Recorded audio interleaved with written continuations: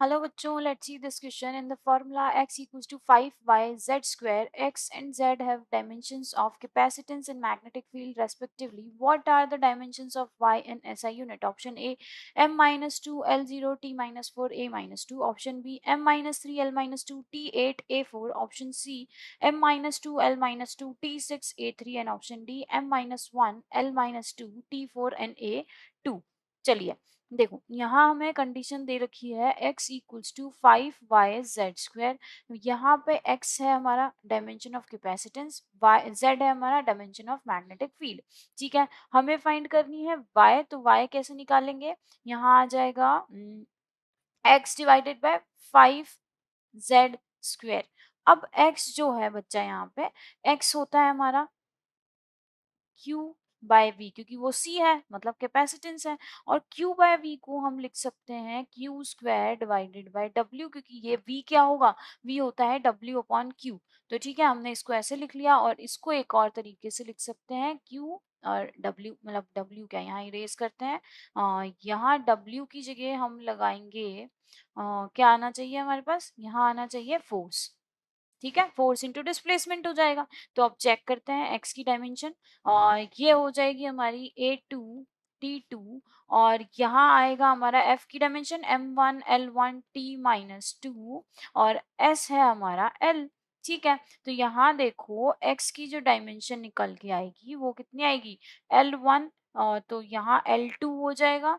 तो देखो M-1 L-2 और T4 हो जाएगा। देन A2, तो A2 है जो वही रहेगा। ठीक है, तो ये x की डायमेंशन आ गई। अब हम चलते हैं z की डायमेंशन पे। z की डायमेंशन मतलब b मतलब हमारा क्या हो जाएगा? या तो f इक्वल्स टू QEB से निकालो, या f divided by I L से निकालो। ठीक है, तो यहाँ से एफ M1L1T-2 आई है हमारे पास। आई क्या होता है? एम्पियर, और एल है हमारा इसकी लेंथ। ठीक है, तो यहाँ से एल कैंसिल हो गया हमारा, तो क्या बचा? M-T-2 ए इनवर्स क्या आया? ये कुछ आया A-1 और T-2 M1। ठीक है, तो यहाँ से Z स्क्वायर जो होगा वो क्या आ जाएगा? Z स्क्वायर आएगा हमारा M2T-4 A माइनस ऑफ, यहाँ से ये माइनस आ जाएगा, A माइनस ऑफ 2। ठीक है, ये आ गया हमारा। अब देखो y equals to x by z square निकालना है, क्योंकि 5 तो हमारा कांस्टेंट हो गया। तो y x की डायमेंशन क्या थी? x की डायमेंशन थी हमारी M-1 L-2 T4 A2 divided by z square, मतलब M2T-4 A माइनस ऑफ 2। तो यहाँ से देखो y क्या निकलेगा हमारा?